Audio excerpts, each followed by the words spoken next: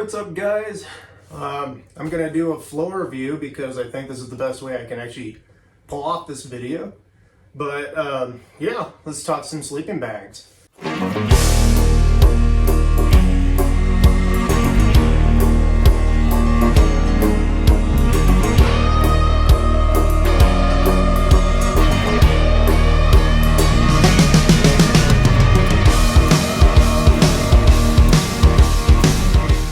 Living and working in Washington for the past 7 or 8 years, it's pretty safe to say that I've spent at least 50 to 80 nights in sleeping bags during the summer season.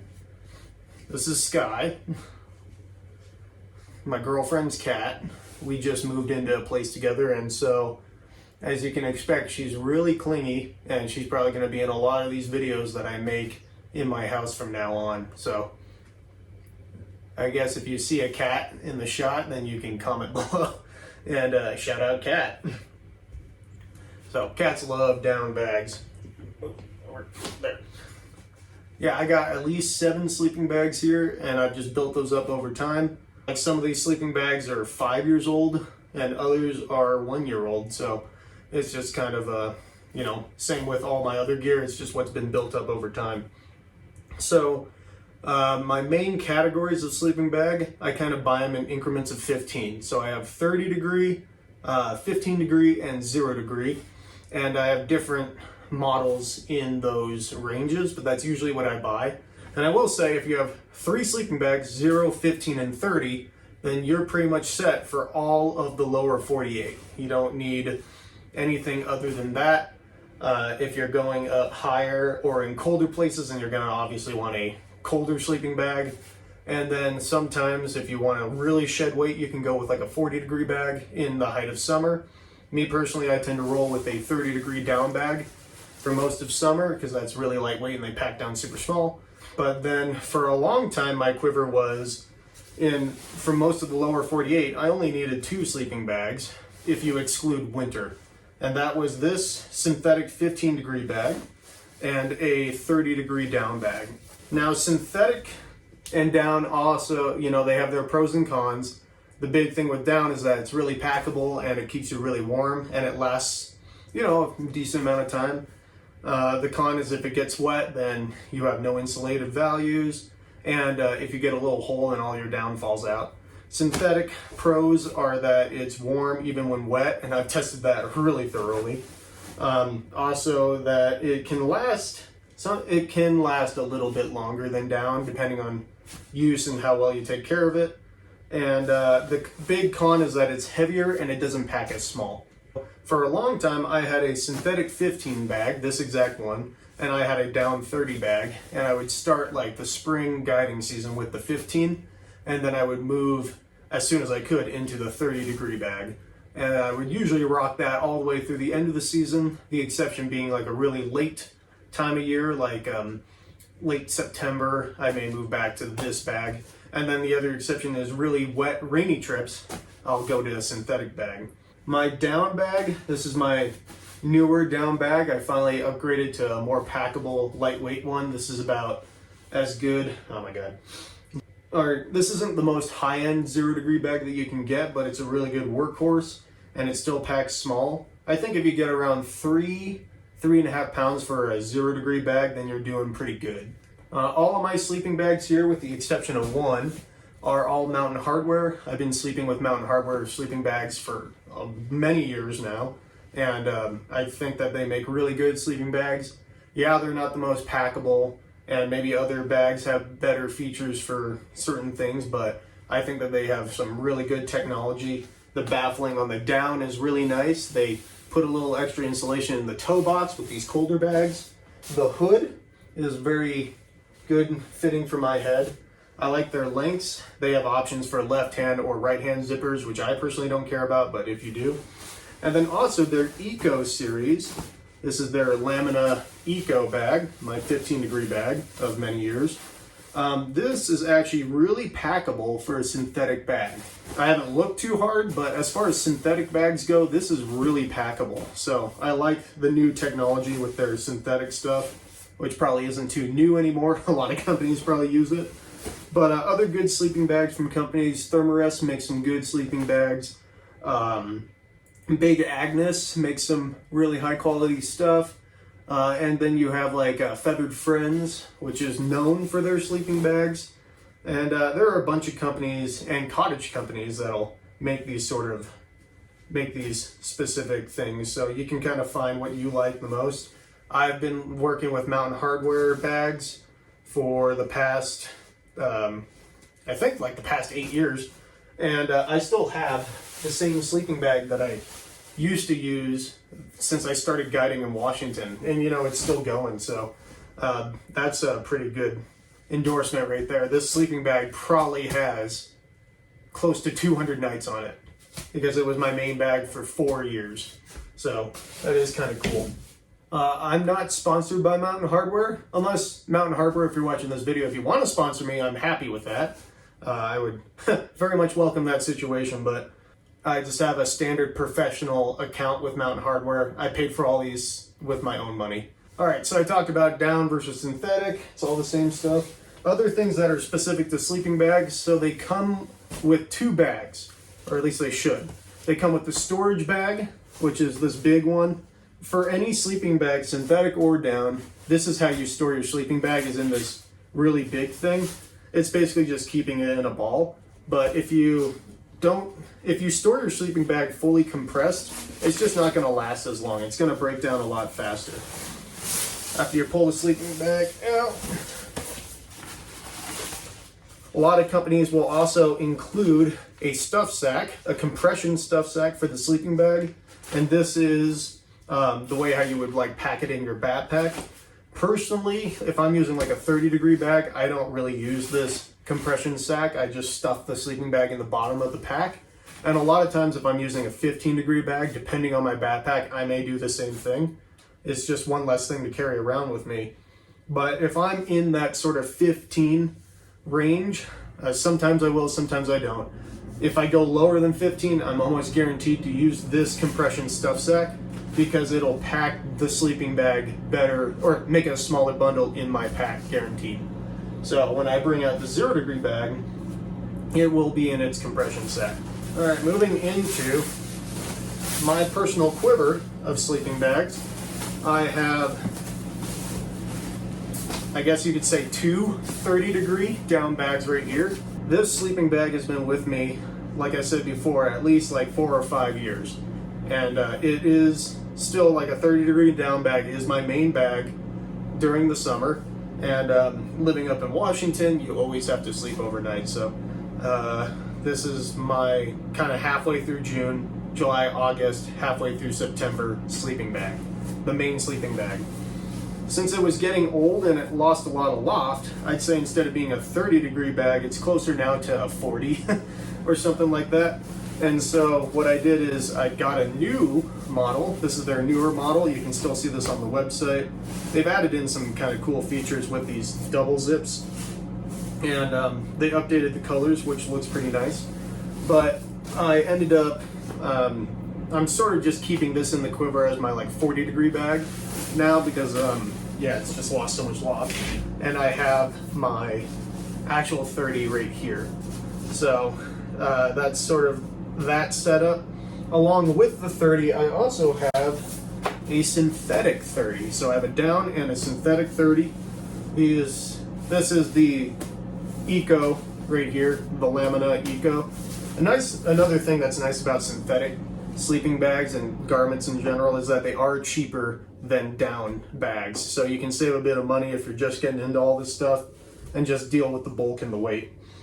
But the main reason why I have a 30 bag is because if I am going out on a trip with bad weather and with rain and stuff like that, I'm gonna, you don't exactly want to bring down into that environment, but it may be too warm for this 15. And so that's where it's like, I've been doing this forever and I'm at the point where I can get like these things that are fitting that specific situation.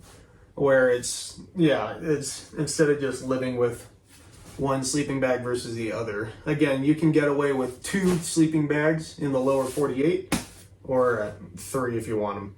Another nice thing about this is if I'm using a bivy sack, and if it's multiple nights in a bivy sack, which I've done before, it is nicer to use the synthetic, because no matter what you do, you get condensation in that bivy sack, especially if you're in a high humidity environment.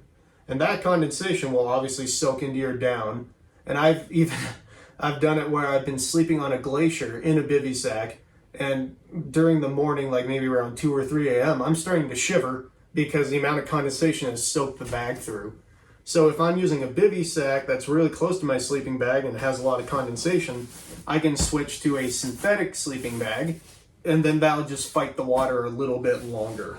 In general, after those, while I'm like packing up camp in the morning, I'll pull out my sleeping bag and let the wind hit it so that way it can dry out a bit. But by having a 30-degree bag, it is smaller and lighter. So if I'm on a multi-day trip where I have to continually stuff my bag inside my backpack and then pull it out multiple times and I'm sleeping in a bivy sack, it is a bit nicer to go with synthetic because of that wetting out issue. So this is a new addition that I just added this year with my big sleeping bag purchase I did.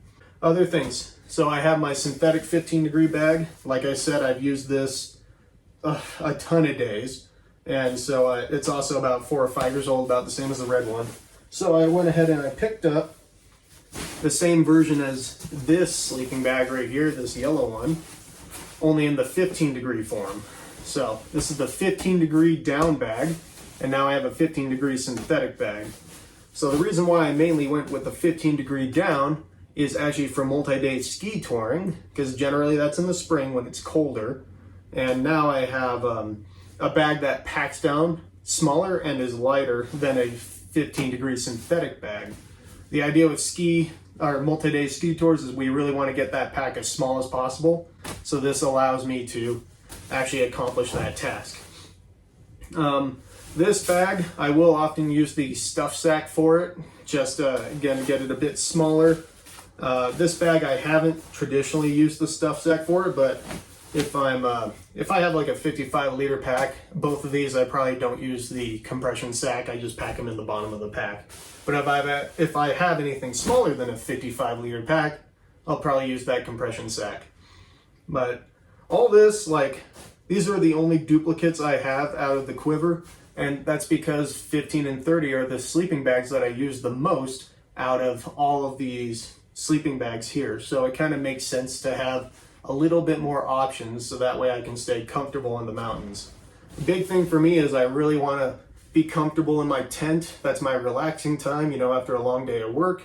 And it is really nice to come back to a dry and warm sleeping bag. At the moment, the coldest sleeping bag I own is this 0-degree bag. This is the Phantom Zero. I did used to own a -15 bag, which was super cheap, but I since sold it because I just didn't need it. I didn't need it anymore, and if I am going to get a -15, -20-degree bag, I'm going to go with something a little higher quality. Here comes the second cat. Yeah, you can see him now. This is all the cats that are in the house right here. The reason why I have this is mainly for winter camping in the lower 48. And yeah, that's essentially what it's there for. It's obviously the warmest rated. The toe box, like I said, has extra loft in it.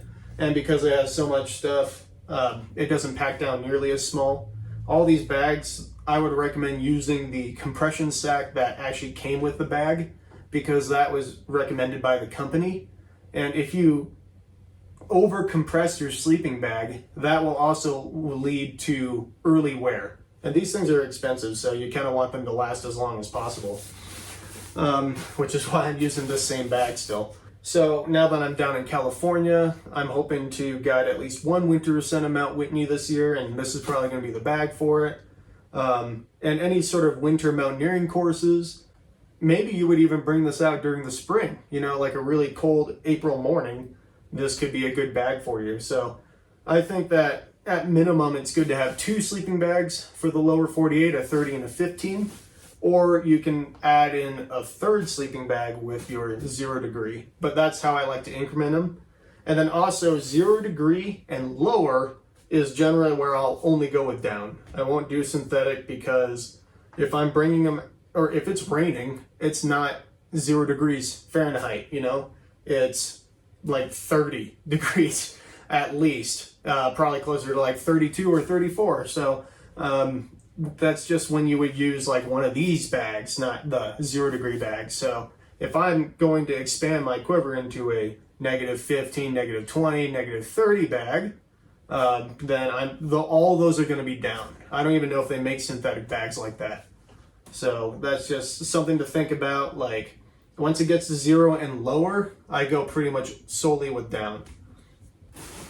I actually think it is useful to have a synthetic 15 bag because, for example, last summer was the wettest summer Washington has had in forever. And I pretty much lived in this 15 degree bag right here. And there was a time where my first light, my BD first light tent, was dripping wet. Like there's a reason why they call those tents the first wet. So I kind of brought it out in a bad situation where it was a 3-day climb. We didn't actually end up summiting because the weather was so bad. And I was at my tent just in the rain and it was just, everything was soaked. Actually, me and all my clients were soaked. Like no matter what we did, we could not get dry that trip. And this bag saved my ass because the outside was like really wet and I was dry on the inside and warm. So that was kind of like the full on, like if I brought out a down bag, I would have been totally hosed. So this bag has actually saved my life from possibly hypothermia, you know? So yeah, if you're doing any sort of winter stuff in the lower 48, 0 degree bag is great. There's also these other things called sleeping bag liners. They're made by a couple of companies. I think Cedar Summit is the one that I own. But they have like a 15 degree and like a 30 degree, I think. And basically it's a liner that goes inside of the sleeping bag. And it's supposed to increase the warmth of your bag, you know? And so if you're in a 30 degree bag, you put in that 15 degree liner. Theoretically, you go down to a 15 degree bag. When it gets into like that 30 range, I don't think you can turn a 30 degree bag with a 30 degree liner into a 0 degree bag. The colder it gets, the less you can get away with that in my experience. And so it gets to a point where instead of layering a bunch of liners, you may go with just getting a heavier bag. Another classic trick is just wearing all your clothes inside of your sleeping bag. A sleeping bag is just another part of your layering system. So you can put on your puffy and your all of your insulative clothes and then climb into your sleeping bag, and that can add warmth to your whole system. The pitfall could be if the sleeping bag is really constrictive on you, then it could help compress all of those synthetic layers or all of those insulation layers, and then you may lose out on heat. So make sure your sleeping bag is more roomy. As the sleeping bags get colder rated, they'll get bigger. So this 0 degree bag is actually bigger. I don't know if it'll be super easy to see on the camera. You can sort of see it, how I got a little bit of extra bag here and a little on this side. So this 0 degree bag is actually a little bit wider than this 31 because they built it with extra room for you to put stuff in there. Stuff like here, insulative jackets actually. I am a big fan of putting all my insulating layers in the sleeping bag. Maybe I'm not wearing them, but I just sort of keep them there. Use them as like pillows and keep them warm so that way when I get up in the cold morning, I can pull out warm layers from my sleeping bag and put them over my body. Another thing you would want to put in here is possibly a water bottle. If you're in situations where your water could freeze, you could also have the water bottle a little cozy, but you could put a water bottle in there. Your boot liners, if I'm in a 0 degree bag, I'm probably wearing double boots. So I'll put the inside liner of my boot in here. I almost always sleep with my phone battery, the extra phone battery, and my cell phone when I'm using this in order to help keep the cold from zapping the battery. So you're gonna put extra stuff in here. Your gloves, that's another example. So yeah, they just make them bigger so that way you can put more stuff inside the bag along with yourself. The last thing I have here, the last bag, is one that I don't really use outside too much, even though I should. I've also had this thing for a really long time. Like, I think I bought this back in college. So this thing's like 8 or 9, 10 years old, something like that. But this is a down quilt. This is actually made by Brooks Range. Yeah, this is made by Brooks Range, which is a company that has since gone debunked. But you can see it's just a blanket. It has down in these cylinders right here. The underside, and most of these down quilts come with like a little foot catch, so you can slip your sleeping pad in here and this whole thing doesn't slide around. But other than that, it's just a blanket. I guess you get a little gusset right here to help seal in some sort of warmth. And they rated this as 15 degrees. You know, depending on like your sleeping setup and the wind, that will change. But it's just another option. Some of my friends have used sleeping bag liners along with a down quilt to try to, like, you know, just keep the warmth and stuff. I've since not really used it that much outside. I've actually slept with it a whole lot because it's I keep it in my van or my car, whatever I'm sleeping in there, and use that as a layer when it's cold. But I haven't slept with it outside as much as like these other bags. But it is an option. Maybe now that I'm down in California, I'll use it more. But it is another good thing for summertime and late spring, early fall. A lot of thru hikers really like using it too. And so you'll see them on the PCT and the AT using something like this. But it is another option. You can try it out at your store and see if you prefer a quilt versus a sleeping bag. The big thing with sleeping bags is the back. If there's any insulation in the back, you just compress that with your body. And so that's why we rely on our sleeping pads to keep us warm. But so the idea with the quilt is it takes that insulation away and you save the weight.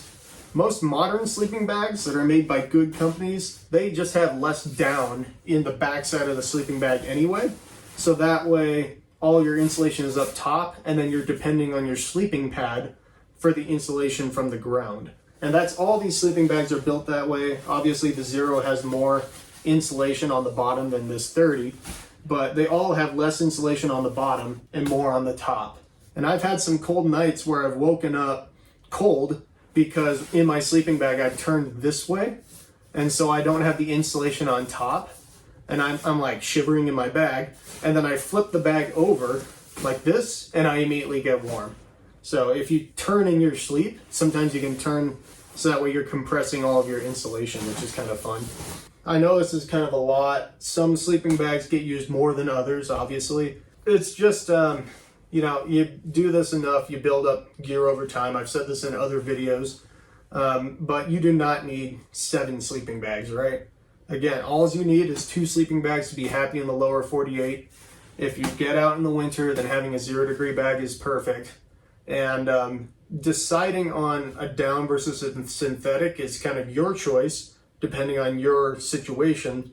I really liked my setup over the past like few years of having one option for a synthetic and one option for a down.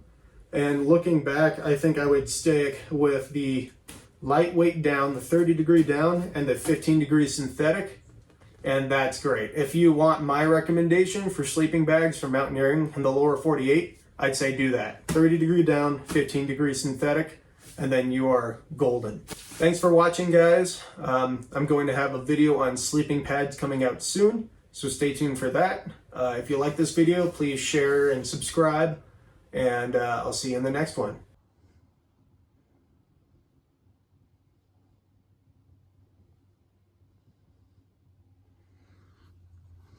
Happy kitty.